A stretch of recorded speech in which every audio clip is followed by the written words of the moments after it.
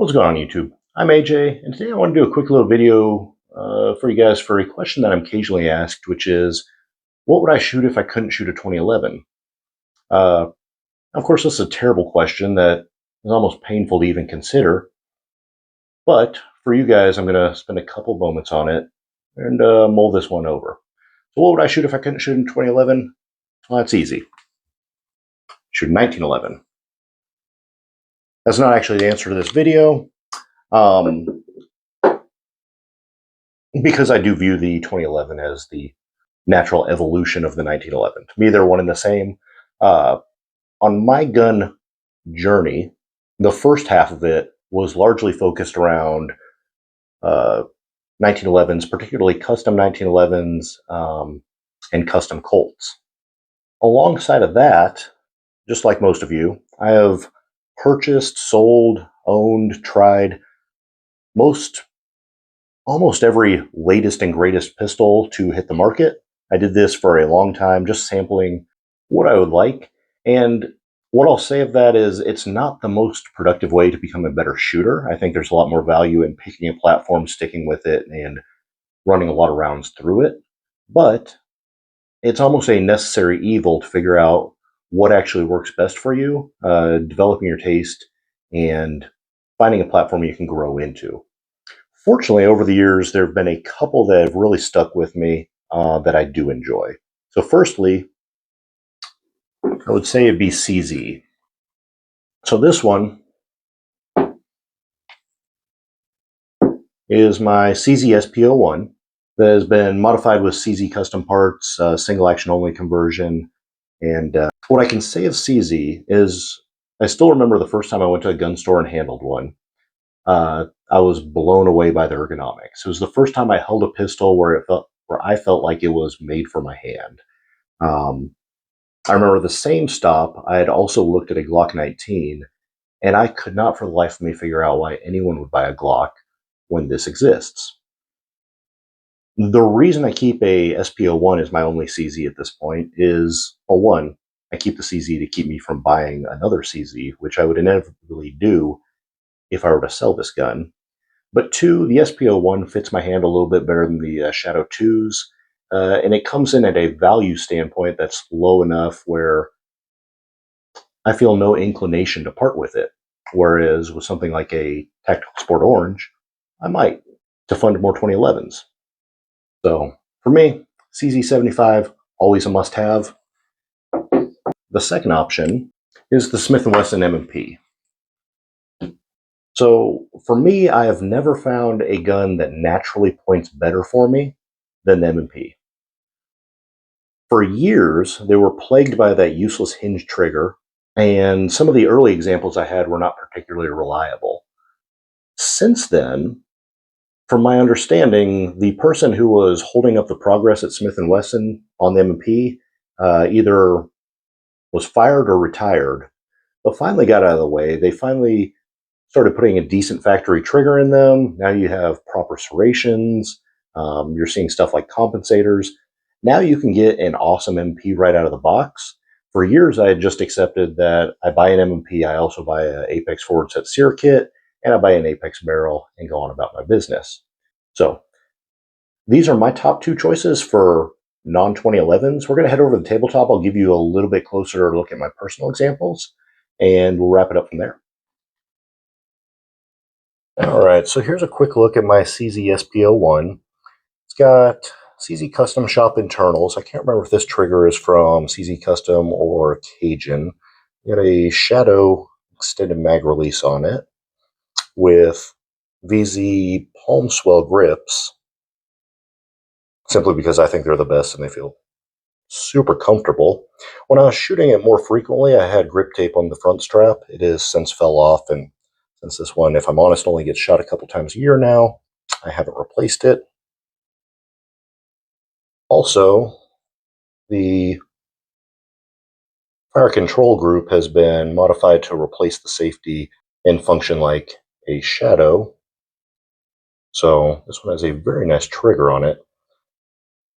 I've played around with different thumb safeties. I keep coming back to these ones. I would like something like the CZ Custom A01 safeties, but I'm not aware of any being available like that. Also, direct milled a Vortex Defender XL on it, simply because one of my favorite red dots out there right now. Trigger has a rolling brake, short take up. Love this wide trigger shoe. Right about 2, maybe 2.5 pounds right there. Very direct reset, pulls through. This is probably my favorite non-1911-2011 trigger I've used. Also, a little bit of grip tape for thumb support, especially since you have so much frame area here on the CZs. So, that's my SP01. And here is my M&P. So, this is a fairly rare first gen 5-inch. It has the early large ball cuts, which were later replaced for the short ones, which they've carried on over to the 2.0. That said, I always thought the large ball cut looked cool, so I had to hunt one of these down. Sent it over to ATEI, who, look, I think Doug and the crew over there are some of the best in the business. I love doing work with them. And because my fascination with custom firearms began 2010 and 2012, the ATI stuff was, what Chris Costa and all them were running, and it was just the cool stuff. So, obviously, when I built my dream M&P, I had to go over there. Regarding the barrel, we have an Apex grade semi-custom fit barrel. Also, don't remember who makes the back plate, but just to match the serrations over the top. ATI also direct milled it's an RMR pattern for my 507 V2 with the big buttons. And then onto the frame, we sent it over to Boresight Solutions, where it has a complete duty kit. Also polished up under the trigger guard and the beaver tail. I think Ben over at Boresight does some of the best stippling in the business, and it was a must-have for this build. Trigger, Apex forward set sear. Again, for years, this was a must-have on an M&P, in my opinion. Now less so, but still a worthwhile upgrade. Probably the rarest piece on this pistol is the mag release, which is a Costa Catalyst. Man, I spent years trying to hunt one of these down and finally came across it. It's awesome. It's extended. I like it. The one thing that this gun's missing that I would like to add is one of the 10-8 mag wells. I had one years ago and all but gave it away selling a pistol. Very foolish. But I would love to find another one. So if anyone knows where a 10-8 mag well for an M&P is, please shoot me a message. But that, my M&P, here's the trigger, short take up to the wall, nice rolling brake,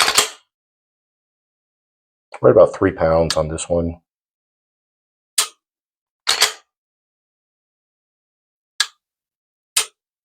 Love that trigger pull. One of my favorite striker fire pulls. So that, my M&P.